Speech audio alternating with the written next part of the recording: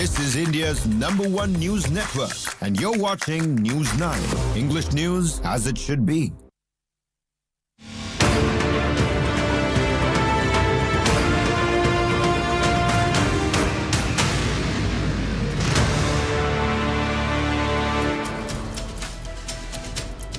Thanks very much for tuning into Unmissable. I'm Nabila Jamal. I take you through news from India and across the globe. Let's take you through our top stories. Our first story tonight, we will delve into the India-US trade deal. While Prime Minister Modi, Donald Trump, most importantly, hails this as the big breakthrough, and that India has agreed to a whole lot of terms that has been put forth by Trump. The opposition, of course, in India, asking questions. What exactly was agreed upon? Give us full disclosure on the India-US trade deal. We're going to take you through details of this new trade deal that we have now. Of course, tariffs are strikingly low, but what end of the deal does India really have here? With our panelists on that, and also tonight we will discuss C.J. Roy's death. We're looking at SIT along with the IT continues to probe his business dealings, while the SIT, Karnataka Police, probing the circumstances of his death. There are unofficial reports, unconfirmed reports that claim that C.J. Roy may have left a death note behind in his diary. We're going to discuss that as well. And also on our top story tonight on WhatsApp privacy, we're looking at the Supreme Court cracking a whip on Meta, saying either you ensure privacy or get out of India if you can't comply. Taking you through all of those details, the headlines first. US-India trade deal gives a boost to India's economy, with Goldman Sachs estimating 0.2% addition to India's GDP. Goldman Sachs revises India's GDP growth forecast for financial year 26 upward to 6.9%.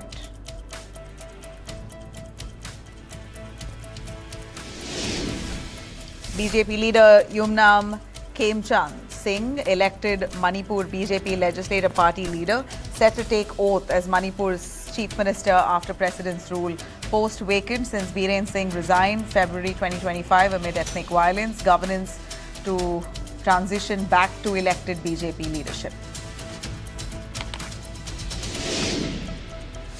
Diageo-owned United Spirits begins sale process for IPL champions RCB, with Citi advising deal targeted by March 31st, 2026, valued at nearly $2 billion. RCB draws interest from Adar Poonawalla, Bollywood Consortium and top corporates, even as BCCI now ruling pose ownership challenges. In fact, the rules itself that's put forth by the BCCI might just be challenging for anybody who wants to buy it.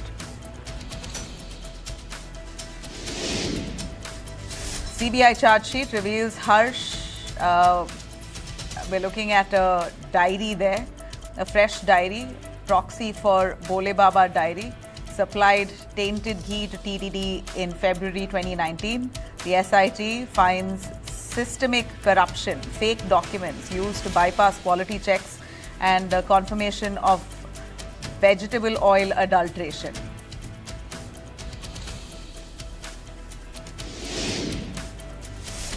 Massive protests in and outside Kerala Assembly. Congress walks out and protests inside the Assembly. BJP youth wing ups the ante outside over the Sabrimala issue.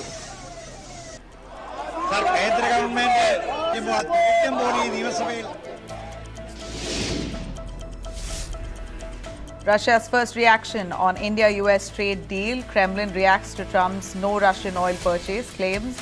Says no indication from India on halting oil imports from Russia. Ties with India is most important, claims Russia.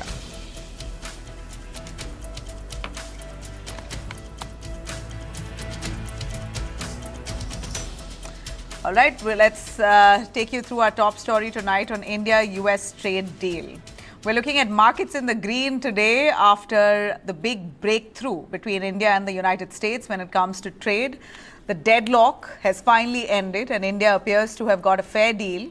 In fact, United States President Donald Trump, late Monday night for India, early for the United States, announced after a phone call with Prime Minister Narendra Modi that Washington has now agreed to cut tariffs on Indian goods from 50% to 18%.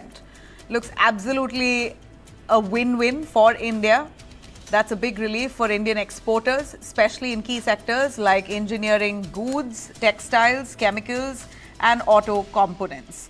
This agreement comes after nearly a year of tensions between India and the United States. Relations had worsened when Trump imposed high tariffs on India because we were buying oil from Russia.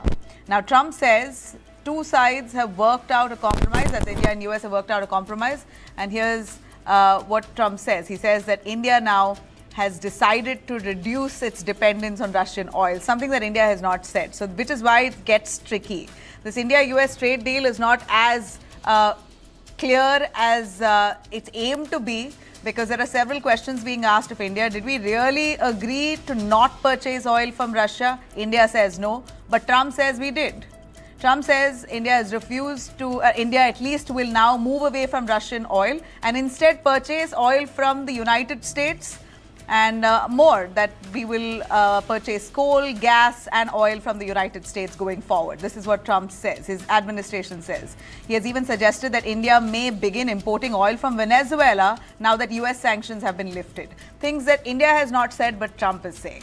Prime Minister Modi, on his part, though, has welcomed the tariff deduction, describing his conversation with Donald Trump as wonderful. He's thanked the United States President for lowering duties on Made in India products. But importantly, Modi did not mention, not a word in his tweet, about any commitment on India reducing Russian oil imports or making large energy purchases from the United States. So we're looking at a clear gap between what the two leaders have really said. In fact, Kremlin, Russia, has also reacted, saying that they've not heard anything from India about cutting oil purchases. Russia says it remains focused on strengthening Indo-Russian strategic ties. Well, what really happened here? How is Trump administration making those claims? Well, the most sensitive part is the numbers. Trump says India has agreed to make nearly 500 billion worth of trade with the United States. That's what Trump says. And that's what's all the more shocking, right? Trump has claimed that Prime Minister Modi has committed India to buying more than $500 billion worth of US goods. That covers energy, technology, agriculture, and raw materials. So we're looking at massive figures here that Trump claims, but India has not committed to. And then it gets a lot more sensitive. Trump also goes on to speak about agricultural products that US will export to India, that we are going to take agricultural products from the United States with zero tariff. That's what Trump has also hinted at. Trump administration says that India has agreed to take in agricultural goods, which would eventually mean that our farmers would be affected, brutally affected. But the Indian government has pushed back. Government sources in India insist that there is no compromise on farmers' interest and that sensitive sectors like agriculture and dairy will continue to remain protected. The BJP, though, entirely has welcomed the India-US trade agreement, calls this a major opportunity, calling it one of the best deals that India has secured compared to its neighbors. But at the end of it, we still have no full clarity as to what this deal really suggests. On one hand, we're looking at 18% tariffs on Indian goods when we export it to the United States, but goods that's coming from the US to India, zero tariff. So really, where's the win-win? Though, let's take you through what Piyush Goyal had to say. Bharat की तेज गति से बढ़ती हुई अर्थव्यवस्था को विश्व के सामने जिस प्रकार से पेश किया है, उसके चलते भारत को ये बढ़िया डील माननीय प्रधानमंत्री जी के नेतृत्व में मिली है। मैं माननीय राष्ट्रपति डोनाल्ड ट्रंप का भी धन्यवाद करना चाहता हूं, जिन्होंने प्रधानमंत्री नरेंद्र मोदी जी के मित्रता का सम्मान किया। Well, that's what Piyush Goyal had to say. But let me tell you, India has stayed stern on its stance. It says we will continue to buy oil from wherever the world has to offer, where there's no sanctions on India, purely based on market prices and nothing under pressure. And then you have Trump, who says, no, India is going to be now, we'll stop buying from Russia, we'll move to Venezuela, we'll buy oil from the US. Claims that India has not corroborated, but yet at the same time, India is welcoming this trade deal. So a little tricky for us to take this to the face of it. Opposition leaders in India have been slamming the BJP government. The Congress party is demanding full transparency on what exactly India has agreed to. Rahul Gandhi has alleged that the deal was signed under pressure and that the government may have compromised national interests. Here's what Rahul Gandhi said in the opposition protesting outside the parliament today. इस trade deal में आपकी मेहनत को, आपके खून पसीने को नरेंद्र मोदी जी ने बेच दिया है, और वो इसलिए बेचा है क्योंकि ये कॉम्प्रोमाइज्ड है। सिर्फ आपको नहीं बेचा है, देश को बेचा है। Well, the opposition leaders there warning that such a deal could hurt Indian farmers, traders, domestic industries. They're also questioning why major announcements are coming from Donald Trump and not the Indian government instead. Shashi Tharoor spoke. Opposition is only asking for clarity. We don't know what the deal contains. We have Mr. Trump's tweet and we have Mr. Modi's tweet. Is that enough in a parliamentary democracy? Shouldn't the government come and explain to the people of India what's in the deal? We have no idea. Mr. Trump says agriculture. So what are the protections for India's farmers?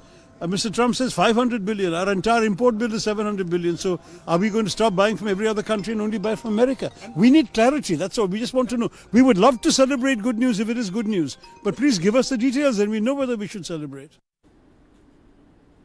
All right. Well, did India really agree to tough conditions without revealing the fine print? Are we going to see the fine print of this deal? Trump says that he's decided on this deal with India out of sheer friendship with Prime Minister Modi, and this trade deal comes into effect immediately. That's what he says. But question is, did really India negotiate smart here? Well, at the end of it, we're looking at the markets faring green whole of today. We saw the rupee getting stronger. So sentiments are strong, but what in the long run? Let me bring in our panelists on board. Let's introduce. We have our BJP spokesperson, Manish Bariyar. We also have Advocate Arshpreet Khadial, spokesperson of the Congress. Surinder Singh Lali, member Export Promotion Committee for Handicrafts and US-Canada expert as well. Also Adit Kotari, Foreign Affairs and Geopolitical expert. I really appreciate all of you joining me right here. If I could bring in Manish Bariyar on that first, you could open with what the government thinks of this trade deal and what's your response to the opposition, and many asking, where's the fine print? Will we get to see that soon? Good evening to you and to my co-panelists and all the viewers. It's something which is a very historic deal, and it's been in the making. But if you see what has happened in the last 7 to 8 months, I think India comes out as winner, and India comes out with its head held high. We all know how some of the countries in Europe and even Japan and South Korea, what happened there, and they were browbeaten into that.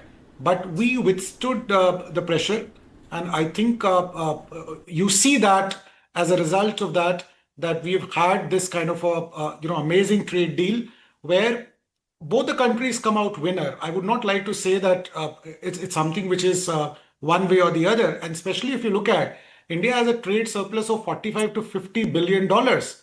Now, if a country like India with US has a 45 to 50 US dollar kind of a billion US dollar surplus, it shows that India has been able to protect its interest. And I would like to also say very humbly that like in most cases, Rahul Gandhi ji is wrong. The choice of words is so unfortunate. The markets have shown that what we have done, and they've given a thumbs up. Most of the people would like to wait because no trade deal can pass without being in parliament. And I think we should have the patience to, everything has to be passed in parliament and it would be discussed threadbare. So why this fear mongering? That I'm very, very sorry about. So, but just asking you, I'm also going to bring in the trade expert on this. Adit, if you want to jump in on this, India exports with 80% duty, but imports from the United States, 0 tariff on their goods. So how can we really call this a win? Nabila, to be fair, we are making all our assumptions on the basis of Donald Trump's tweet. There are no fine prints which have been outlined. There are no documentation that is available to our disposal at this point of time. And, going by historical precedents of Donald Trump's tweets and his posts on social media, I think it will be very naive for us to come to some sort of a conclusion. I mean, even his $500 billion exports to India, that in itself is very ambiguous, because is that meant to be over 10 years? Is that meant to be over 5 years? 2030 was the target. Does that encompass comprehensive deal between India and the United States, or is it just United States exports to India? So it's very ambiguous at the moment, and I think arriving to any conclusion at this point, I think, will be very premature. And frankly, I think the opposition is doing massive disservice at the moment by raking up complete non-issues. I mean, there are significant issues that they can actually raise, which they're actually not fundamentally raising, and they're going after all of the non-issues where they are, I think, causing much more anxiety and anguish to the people of India. So, to say the least, I think we've come across a very hard time. When the tariffs were imposed, the GST reforms were the immediate, the kind of comeback that the government did, the initiative that the government of the day took. We saw massive growth of consumption during that time, during the Diwali period. No. Adit, I want you to zero down on the US trade deal. India-US trade deal, what more do we know? I mean, what's your understanding on this, right? If I could also bring in Surinder Singh Lali. Sir, would you want to come in on that? I want clarity on what we know of the India-US trade deal. From 50%, we've come to 18%. But mind you, it's still 28% to 18%. 50%, the other 25% was punishment because India was buying oil from Russia, which India has still not stopped and has not refused to. But Trump, his own imagination, I don't know what it is, because the Indian government has clearly said that we have not said anything like that. They've stuck to their stand, but yet welcomed the deal. So it's a little confusing for us that what deal are we standing by? So just one point, Nabila, before we go ahead to Mr. Lali. Yeah.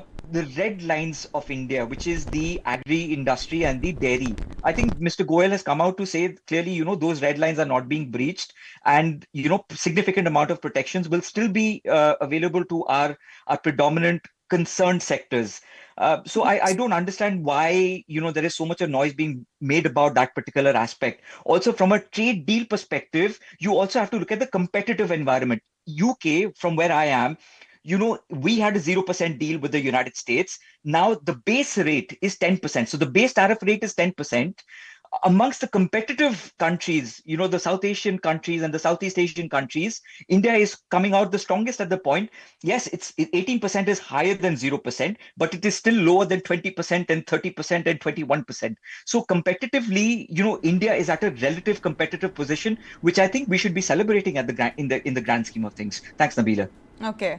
Mr. Lali, your take on that. Do you believe that Trump claims India will eventually move towards zero tariffs on US goods like agriculture is something that we've got to believe, because Indian government has flatly refused it, but there's no clarification either that's come in. So we're a little confused. The opposition, of course, picking on it, saying the farmers are slighted. They're going to be now, they will be bleeding. Imagine us taking in US agricultural goods. What happens to our farmers? The government has said we will protect farmers at all costs, but the fine print, the actual detail, none of it we know. Nabila, you just said we're confused, the opposition's confused, so please don't allow my smile to undermine the seriousness of the issue, but so is Donald Trump. The gentleman, shoots and scoots. Look at the way he's been handling whatever he's been doing. The tariffs are in court. He went to Greenland to get Greenland, and then he comes back with a face saver. So the larger point I'm trying to make is that, Nabila, the jury is still out. It's too early. The joint declaration is not made yet. Having said that, but let me comment on what I see prima facie.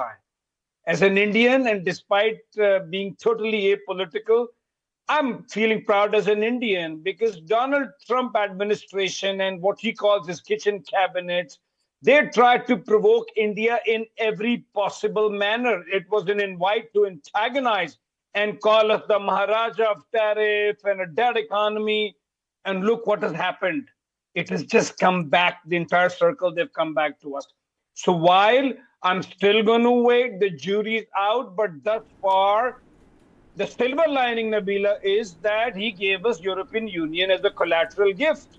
Now we know that we cannot depend on the mercantilist Donald Trump. America has lost credibility. China has customers. America had allies. All those allies are out the window.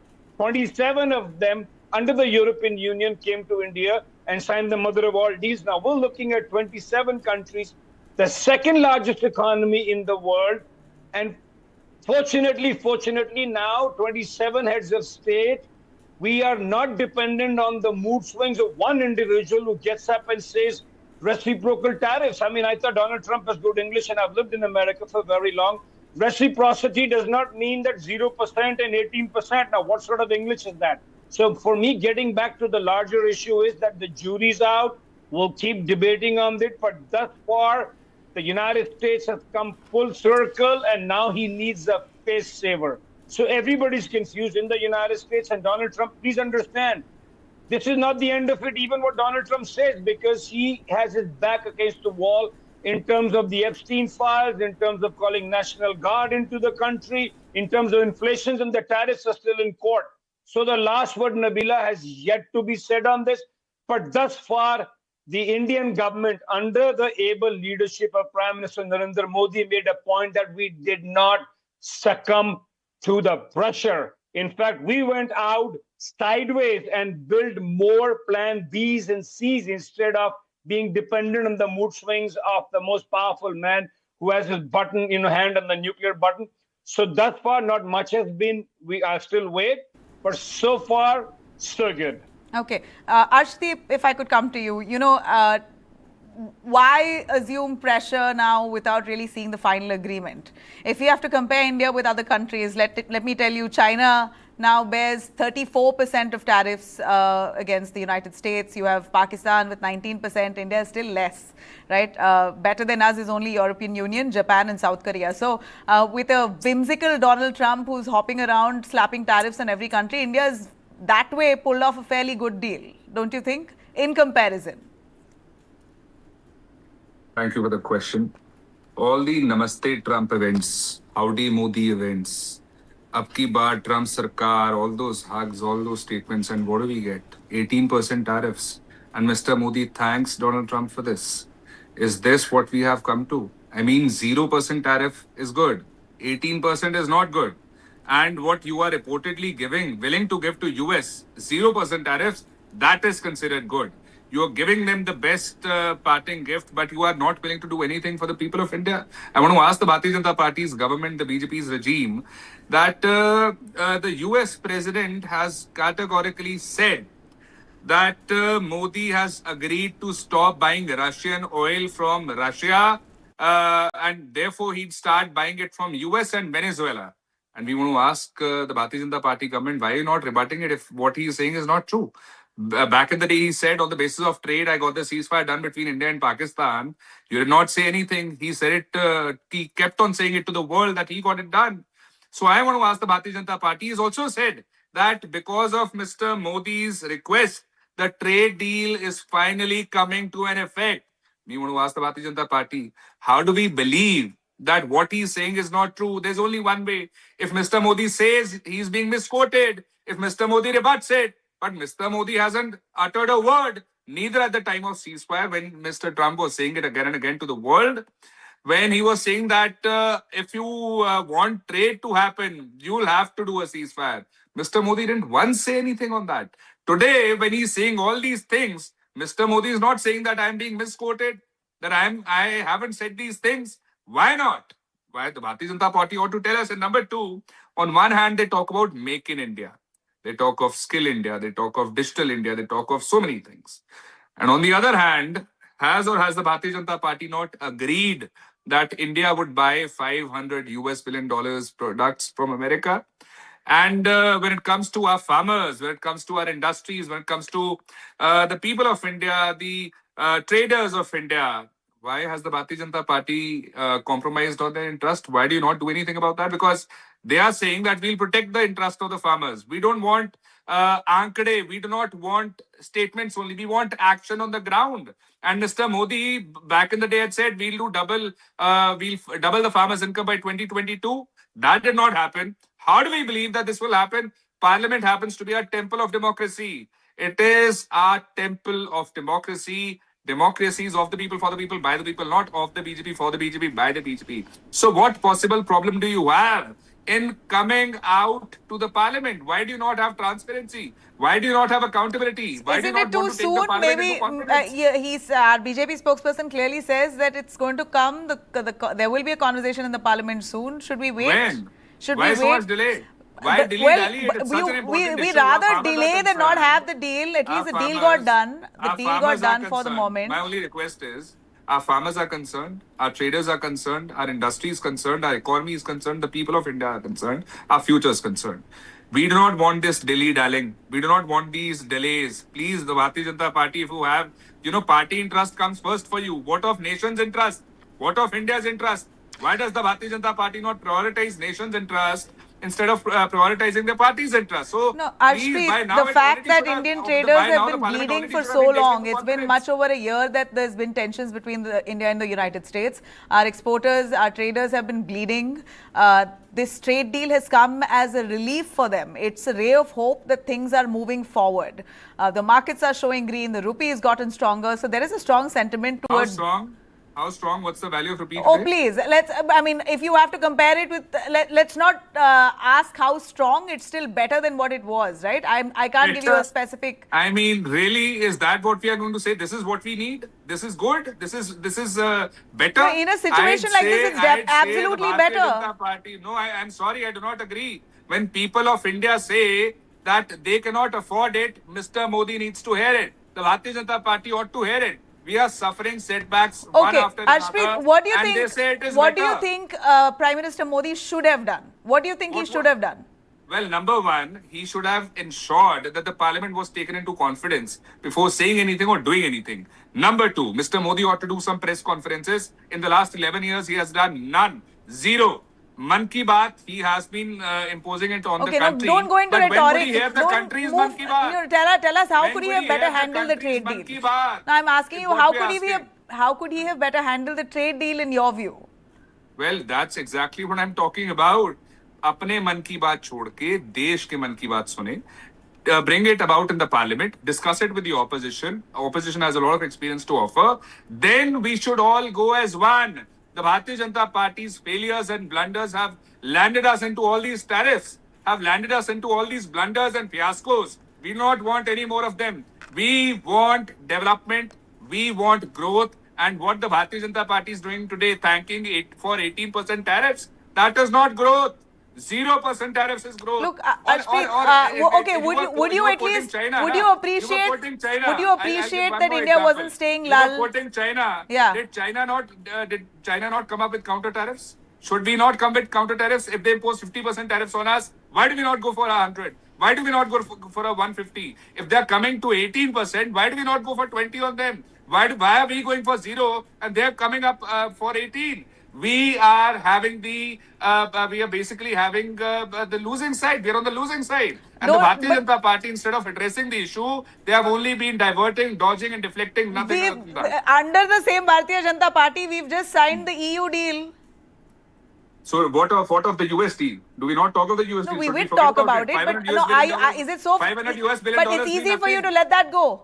It's easy for you to let that go. $500 billion mean nothing. Farmers' interest means nothing. Industry's interest means nothing. So nothing. that's precisely a figure that isn't corroborated by the Indian government.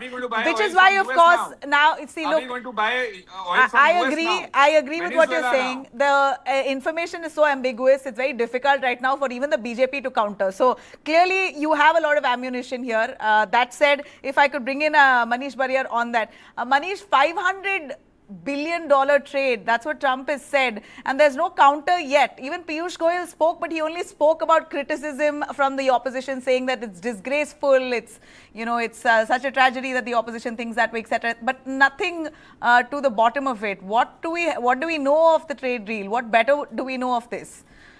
And can you categorically say that India has decided not to buy Russian oil? No, first I would like to say to Mr. Arshdeep ji that he was talking about countervailing duties. I would like to inform you as well as the entire country that we did that. We did put 30% tariff on US pulses. You can go and check. It's just that it was such a critical phase and such a delicate deal that it was also always about country first. I think the Prime Minister showed maturity. The Prime Minister showed vision. And you can see that how much he cares for the country. He put his own personal integrity in terms of He was attacked personally. He knew, and he made that statement that you will see a lot of pain coming as far as personally I am concerned, but I'll do it for the country. And that is what you should look at it. This is the most important deal for the country. We know that millions and millions of jobs are indirectly or directly related to IT professionals, to gems and jewelries, to leather exports, to I can count on that, and that was all impacted, even textiles. So and we have a as I said earlier, 50 billion surplus with US. So let's take up, even if there is a criticism about zero tariff, you still look at that. India still benefits a lot. But since the fine prints have not come, and as I said earlier, that this deal is going to be in the parliament, there's going to be a standing committee, and it's going to be discussed threadbare, and there the entire opposition would have an opportunity to contribute positively to this deal. So, there's no question of fear mongering. And as Mr. Lali also said, and I think, the geopolitical expert, I'm sorry I missed his name, apologies for that. He said so clearly that, look, this... That's the confusion. No. See, it looks it was very clear. Positive on paper. You look at, Nabila ji, have we ever in any deal, right from WTO, people who know general agreements on tariffs and trade, that agreement, GATT agreement, to when WTO was done, India was at the forefront of agriculture and labor issues. These were the two things which India has never compromised. You show me. So you're saying no matter what, farmers' interests will not be compromised. US agricultural goods will not come to India duty free. You're assuring that will not happen. And you tell me that why was this deal stuck at the first place itself? What was that contentious issue because of which India was not signing that deal? And that was always about agriculture and nothing else. Dairy and agriculture are the two areas which are a big no-no. That I agree. I absolutely agree. Did the deal happen on Mr. Modi's behest? No. What are you talking? I don't know. I'm sorry, I don't Modi's understand behest you. As in? I don't understand you. One second. I'm asking. The question is the US deal that Donald Trump is talking about. He said that it is being done on the request of Mr. Modi. So is that true or is that not?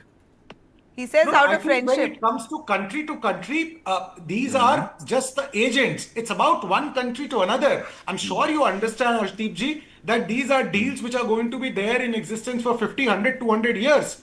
The personalities do not matter much. Of course, they have a opinion, but it's the country to country. On Mr. Modi's request. So, so what do you mean on Mr. Modi's request? I didn't quite get you. I'll tell you what I mean. Donald Trump has said it, that on Mr. Modi's request, the trade deal is being done. My question to the Bharatiya Janata Party is, did Mr. Modi agree to stop buying oil from Russia and start buying it from US? They've said no. There has been a confirmation that came from the government that they will buy oil from wherever they get. Then we are promising 0% tariffs, but we are letting them impose 18% tariffs on us. So is the Bharatiya Janata Party, what I'm trying to ask here is that as Mr. Modi requested for this, is what we are trying to know from the BJP spokesperson. I don't know why is he not clear on that? Did Mr. Modi request or not? I thought that you've become mature enough to understand that look what happens when we follow your footsteps. Look what happens when we follow your footsteps. And whether he means or not. That is why we do not follow your footsteps. Okay. As I'm very short of time, I want to give Adit a chance as well, and Mr. Lali. Adit, over to you. So, the kind of disingenuous arguments that we are getting. No, I don't want you to get into politics. Sad. Adit, you stick to trade, no politics. I request you. I understand, but it's very hard to hold back. When the other but side. Then give us facts. Then answer to what Arshpreet has to ask. That's exactly what I'm coming to. Venezuela hardly produces the kind of oil that India actually needs. This is something which factually can be checked and is available. The data is available. When it comes down to Russian oil, India is slowly ramping down on Russian oil, but that is not because of the US pressures. It is predominantly because of the market forces. Initially we were getting discounts anywhere between $10 to $12 a barrel. Today they're down to $2 to $3 a barrel. So it doesn't make viable sense any longer to go for non-sanctioned oil. It's as simple as that. There was a point, there was a brilliant article in Nikkei Asia in 2022 where they said, how India was actually helping the world by buying Russian crude and refining it in Jamnagar and exporting it to the EU. I'm sure very soon we might just start doing that with the Venezuelan oil. Who knows? But, these are things in the future. From a Russian oil perspective, we are still continuing to buy Russian oil. Even the February stats are out there. Sorry, the January stats are out there. It's there in the public domain. India hasn't stopped buying Russian oil. There is clear clarifications being provided by the MEA that we are strategically non-aligned. We have our own national interests, and we will go as per our driven by our national interests. So I don't understand where there is an ambiguity with regards to the Russian oil aspect, and with regards to the silence aspect. It doesn't make sense to go up and keep confronting a provocative bully. Strategic silence is necessary, and that is what India has demonstrated. You've demonstrated strategic resilience. You've gone ahead and executed your plans with the EU. The EU FTA with India was in the loom since 2007. Since 2007, what was the reason why it got expedited all of a sudden? And then the India-US trade deal or the bilateral deal gets expedited within 6 days. Did anybody see Scott Bessent's interview in ABC? How disarrayed he was, how nervous he was, and how dissatisfied he was with the EU because of the fact that India and EU were able to stitch up that deal. So these are things that the opposition, and I'm sure that the people of India do take into cognizance, and I'm sure everybody's been watching the way things are being conducted. Okay, Nabila. Mr. Lally. Nabila, as you rightly said, I don't wish to get into the slugfest between party A and party B, but I'm not too sure when somebody says that Mr. Modi hasn't responded, because no response is a very powerful response. You don't want to respond to somebody who's going to double down. Look at the way he treated his allies who've been virtually dependent on him since the Second World War. So that response is also a response. And please understand, I beg to differ on that. When it comes to your own country who put you to power, you are answerable. And people of the country want to know what end of the deal they've got. Yes, so but Nabila, we as a nation are waiting. We are waiting to what exactly the fine print is. And I think that should come soon. So I think, Nabila, the joint statement is not even out yet. So diplomacy is not a zero-sum game. Please understand. I understand that people want to know, opposition will, take the party into court. But the larger issue is that diplomacy is not a zero-sum game. You have to understand. But this is not diplomacy, sir. This is trade. We're talking about trade. But they're both linked. Let me tell you one more thing. That Donald Trump is not the end of it. It's not America. The Donald Trumps might come and go. So maybe this December he loses the House and the Senate. So we can't just take decisions based on, on a knee-jerk reaction. It's not a zero-sum game, but I understand that people want quick answers. That's the way the new world is. Right. But please understand that our relationship is with America and not Donald J. Trump. Correct. So there is a lot more to what needs to pan out. And as we say in America, the jury's still out, Nabila. So we need to hold our horses. Yeah. And since there's so much ambiguity about this deal, we still can't comment, can't go into details. But Manish, I apologize. That's all I have time for. I really appreciate all of you joining us. I'm going to come back on this. We'll surely have the fine print, I'm hoping, soon enough. We'll be back here to discuss. A quick break. We'll be right back. On the other hand, C.J. Roy, businessman from Bengaluru who allegedly died by suicide. Some details coming in on a reported suicide note that he may have left behind that reveals a lot. Stay with us for more.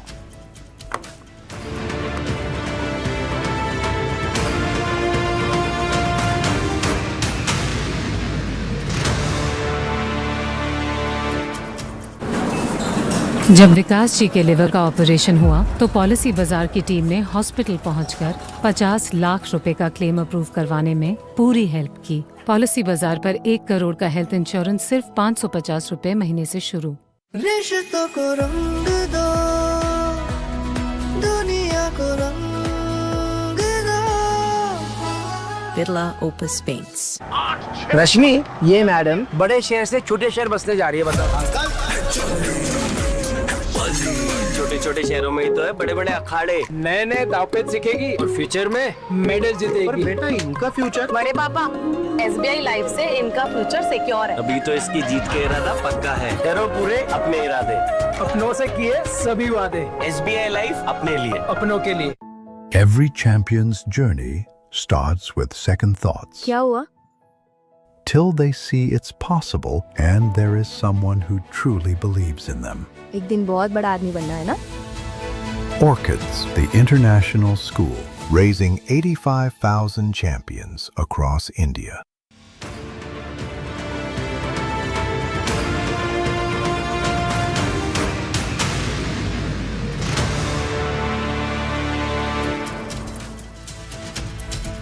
Welcome back. It's been a few days since Bengaluru-based businessman C.J. Roy has died by suicide, and investigations now deepening into what may have happened, the circumstances with which he died. C.J. Roy, a man who once lived a life of staggering wealth, is now at the center of a complex investigation involving business losses and political pressure, scrutiny by central agencies, all after his death. Often described as living like a second Vijay Mallya, C.J. Roy built businesses across Karnataka, Kerala and abroad. But behind that luxury, behind that luxury, we hear investigators say could be some financial distress. His financial health, we hear, was rapidly deteriorating. That's what's been suggested. A handwritten note has been reportedly found, yet to be confirmed, of course, by the police. But what we hear suggesting that this handwritten note suggests C.J. Roy was going under immense financial losses. It's now emerged as a crucial piece of evidence in the probe that gives this probe a whole new direction altogether. In fact, we hear that this note, which is, again, there's no clarity whether it's part of his diary, which he usually keeps. He holds a diary very dearly, and he writes a lot of his happenings in his diary. Now, whether this note was part of the diary or whether it was a separate note, we're yet to establish that fact. But he has certainly written some details that suggests that he could be going under financial losses. And the SIT team that's probing this, the Special Investigative Team of the Karnataka Police, are looking closely into what's been mentioned and penned down in that. And they're very cautious now while questioning. They're speaking to his family members and all. Of course, we understand that diary guiding them to probe in that direction. Well, remember, it was not left behind in that very room where he killed himself. They found it elsewhere, and that also suggests that this was a very meticulously planned suicide. Now, well, the contents, of course, are very significant. In the diary, we hear, this is again unconfirmed by the police, but sources tell us, Roy apologizes to his family, seeking forgiveness for taking what he calls an extreme step. He details how Confident Group should be run after him, naming successors, outlining responsibilities, also urging that long-time investors, employees and trusted associates should not be sidelined. The diary also reportedly, as per sources, records some financial details and the money that's been owed to him, payments made and some people who are faltered on payments, some business matters that he's penned down, and those who owe money to him.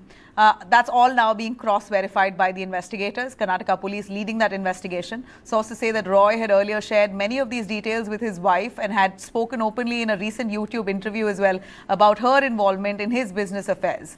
The SIT has now begun recording statements of Roy's wife Annie, his children, his brother and senior company officials to corroborate the diary's contents. Now, beyond the diary lies the story of a sharp financial and personal decline. For nearly 6 months before his death, Roy was reportedly running at a loss.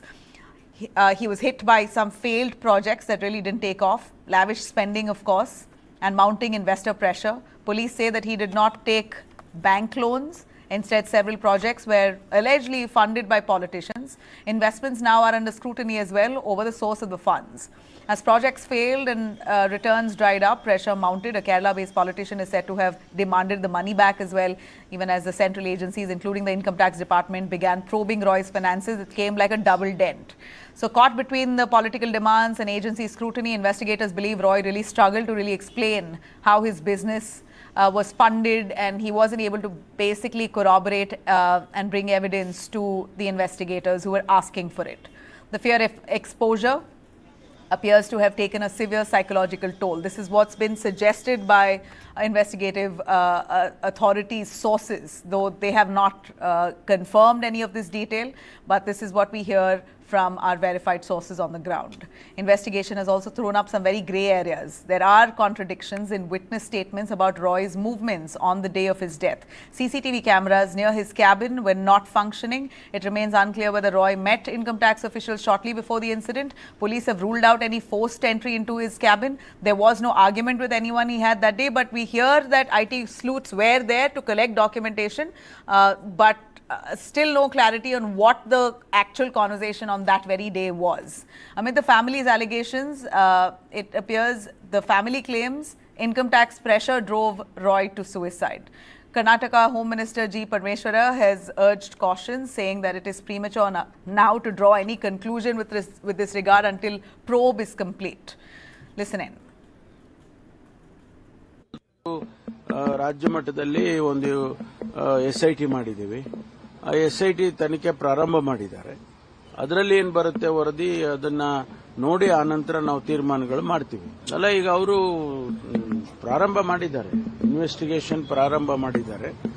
ಅವರ family ಅವರು ಮತ್ತು ಬೇರೆ ಅವರೆಲ್ಲ ಸ್ಟೇಟ್ಮೆಂಟ್ಗಳು ತಗೊಂಡು ಅದರಲ್ಲಿ ಏನು ಹೊರಬರುತ್ತೆ ಅಂತ ನೋಡ್ತಾರೆ.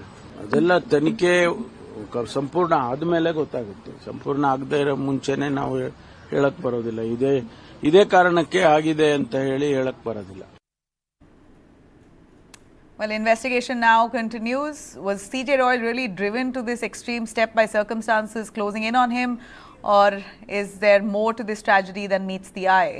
Let me bring in Sanjay Sahai, former ADGP of Karnataka, and we also have a Bangalorean, Rajesh Sadhwani, MD Sadhwani Real Estate and General Secretary of Kriya. Thanks very much, both of you, for joining us. Rajesh, as a Bangalorean yourself, have you ever come across C.J. Roy? Have you interacted with him?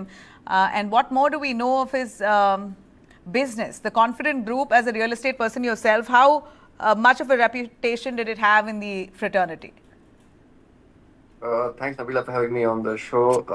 Being a Bangalorean, I've obviously known of him. Unfortunately, I haven't had the privilege of working with him, but I have seen him at multiple real estate functions. We have a very close common friend in Mohammed. In fact, I wanted to go and pay my respects, but I couldn't attend the funeral because of my travels. I just got back in, and I will go pay my respects shortly. They did have a very good reputation. We never heard anything negative about Mr. C.J. Roy. Whatever we heard negative is only now, after maybe today, the first time since his unfortunate demise. So we are quite shocked, most of us in the fraternity, and that's the way you are finding out, we are finding out these things as well, but there's no clarity, as we don't know how much truth there is in the things we're hearing right now. So just the investigation will throw more light on this as time goes by. You know, the zero debt model, I'm not too sure, Rajesh, before I go to Sanjay Sahai on the purported suicide note, but the zero debt model, is it even sustainable in the real estate business? It depends on the scale of the developer.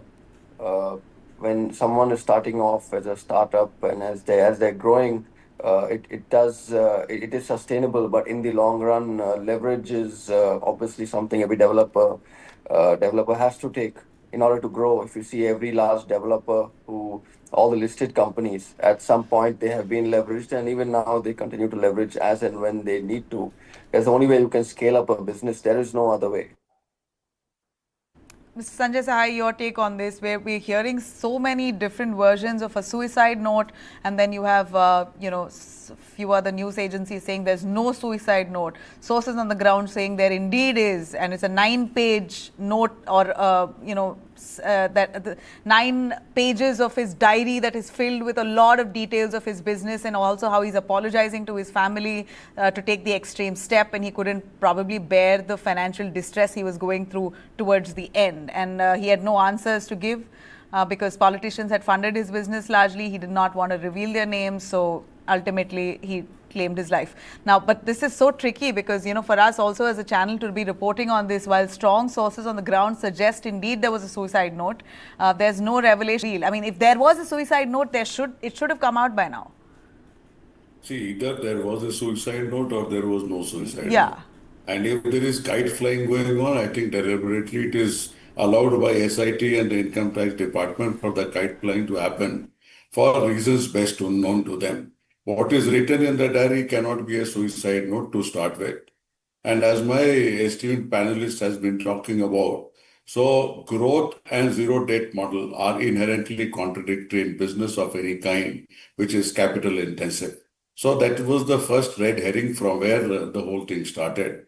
There are some 100 or 150 apartments which were sold last year or might be slightly back. So there, I think there's a huge amount of discrepancy in the market value and at the rates which it were sold. There are also instances wherein some amount of money is paid in India and the rest has been paid in UAE for reasons of saving or evading income tax. So there have been red herrings all throughout. It is just that on the face of it, and I'm going only by documentation and whatever is available through very reliable print media like Deccan Herald and all that, because I don't have any issues in getting those sources known. So it has come through that newspaper and there are a couple of other newspapers who have reported. So this is where it started, and this investigation is going on for quite some time, and this company has been on the radar, they say, for a couple of years. There's prohibitory orders on the on-site prohibitory orders, which is your scene of offense or scene where the whole evidence is available. So those prohibitory orders primarily means that the whole tranche of evidence or tranche of documentation available is so huge that the IT sleuths are not able to handle it in one go or in a couple of days. And that is why they pass the prohibitory order so that that cannot be touched. It is said that the IT department was reaching somewhere towards the conclusion of this whole investigation, and the only thing which was left is, I think, a few Almiras and a couple of those things which were to be verified, and the pre-scheduled interrogation or verification or questioning of Mr. Roy was something which was left. Now the ED moves in. Now when the ED moves in, though there is no FIR or the corresponding document of the ED, when the ED moves in, prima facie it is generally proven that there is a case of money laundering, because ED moves in not with a new case. ED moves with only the proceeds of crime. I think this is broadly, I think, sufficient enough to start with. There are other smaller things which keep adding up to bring it to a situation where it is. One more thing which generally attracts the taxpayers and PMLA, ED types, and generally police also, is when you splurge. So when you splurge, it is generally presumed that you have huge amount of wealth, and that wealth, you're not providing sufficient enough of value, and you feel that it can be dispersed or splurged or in whichever manner. So it gives you an indication as to your attitude towards business. Corporate governance in India is very, very weak. And somewhere this umbilical cord between political business patronage and the growth of business, I think that has been intertwined since at least 70s in this country, if not more, since 70s. I can give you a large number of examples. Sir, I just have a question here. Well, there's so many conflicting reports coming in. Do you believe that if there is indeed a suicide note, it will surface? No matter what, it will surface? No matter what, if SIT is doing its job, then the suicide note will surface. What do you mean doing its job? Doing its job means it is their job to investigate. No, it's and it is a whole team which is working on it. And when there are things it is all around that there is a suicide note. So SIT in fitness of things, they need to come out in the open to say whether there was a suicide or not, or there was no suicide note. See, these investigative agencies, do you believe the SIT will have to hold a press conference and reveal these details? Or communicate in whichever manner. It is only in India that in law and order situation, in investigation, in terrorist incidents, that the people who are handling it, they don't come out in the open and hold a press conference. It happens all across the world. Even in Iraq, it has happened. It has happened everywhere. And the people who are in charge, they come in press conferences and open themselves to be hauled by the media and anybody else for that matter. Right, right. Rajesh, a final word to you on real estate business not looking very lucrative at this point. Are we over that bubble, or are we still in a good space? We are in a very good space, Nabila. Sales post COVID since 2020 have only grown year on year. If you see the big listed players now come from Bangalore, whether it's Prestige, Brigade, Purvankara, Shobha, so on, and now recently even Embassy have acquired or merged with India Bulls and now a listed company. You had the WeWork listing recently. Real estate is on the up and up, especially in Bangalore, where we are growing in all four directions. We're landlocked in CBD. There is no land left to develop on. We're landlocked in East Bangalore. There's no land in Whitefield left for developers to buy. We're moving on to Hoskote and Chikatirupati and so on. So the business is still booming. There is no bubble that's going to burst. So CJ Roy, if he was alive, he could have really picked back the business. Every developer who has got into trouble has bounced back. Every single one of them. In the last 30, 35 years, we've seen all developers have their ups and downs, including brokerage houses like ourselves. C.J. Roy himself would have bounced back for sure. Very tragic to hear. Very tragic then that he decided to take the step. But I really appreciate both of you for joining us. Thank you very much. We will come back to revisit this story soon. All right, let me quickly cut across to all our top stories, and let's start with the Supreme Court today. The Supreme Court has come down heavily on Meta over WhatsApp's controversial 2021 privacy policy while hearing their challenge to a 213 crore penalty imposed by the Competition Commission of India. The CCI, in its November 2024 order, held that WhatsApp abused its dominant position in the messaging market by effectively forcing users to accept the new privacy policy. The regulator found that users had no real choice, either agree to data sharing with other Meta platforms or stop using WhatsApp altogether. So basically, a push for users to share their personal information with Meta. It was just a force almost. Calling this an abuse of dominance, the CCI imposed a 213 crore fine on Meta, which Meta informed the court that it has already been deposited. Meta and WhatsApp moved the Supreme Court in January 2025. In November, the appellate tribunal partly modified the CCI order by moving a 5-year ban on data sharing, but crucially upheld the penalty and the regulator's core findings. During the Supreme Court hearing today, the Chief Justice made it clear that business interests cannot trump constitutional rights. The court rejected WhatsApp's claim that encryption or opt-out options are sufficient safeguards, with the Chief Justice remarking that if companies cannot respect the Constitution of India, they cannot be allowed to compromise citizens' privacy. They're free to walk out of the country. The bench also questioned whether users genuinely give informed consent, pointing out that lengthy and complex privacy policies are beyond the understanding of most people, particularly those from rural or marginalized backgrounds. The court further underlined that user data has clear economic value and is monetized through targeted advertising, stressing the need for strict oversight of big tech companies. A man who stood up against alleged harassment of a Muslim shopkeeper in Uttarakhand is now facing protests and police cases, but says he has no regrets of doing it. The incident has unfolded in Pauri Garhwal's Kotwar area in Uttarakhand, where Deepak Kumar, a local gym owner, intervened after a group of men allegedly heckled a 70-year-old shopkeeper, Vakil Ahmed, over the word Baba in his shop's name. So, according to Deepak Kumar, the shop has existed for nearly 3 decades, but January 26th, he overheard a group demanding that Ahmed remove Baba from the signboard, claiming the term could only be used in a religious context. When Deepak questioned the demand, he was told not to interfere. In a video that's now gone viral, Deepak confronts this group of hecklers, asking why others are allowed to use the word Baba, but Ahmed cannot. When asked his own name, he responds, "I'm Deepak, I'm Mohammad Deepak, so what?" A statement that quickly became symbolic of his stand against communal intimidation. Deepak is being hailed for standing up against this violence and at the same time also facing protests from some of the locals there.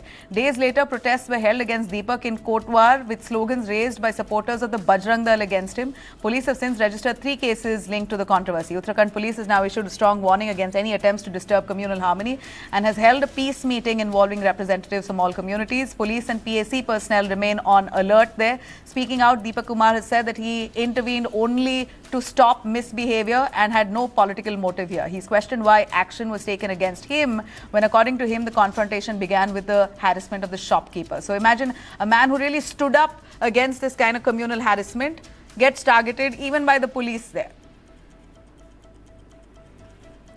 Thanks very much for tuning in. Have a great night.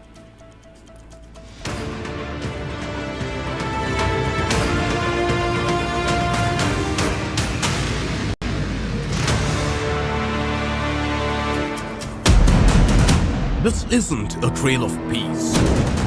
This is pressure overload. A hill built for 1,000, forced to carry lakhs. Instead of lightening the footprint, you have allowed people to actually get into every nook and corner of the Himalayas. Careless travel, choking hills. If we don't change now, there won't be much left to enjoy. We need to follow the Bhutan model, regulate people who can access hills. News 9 presents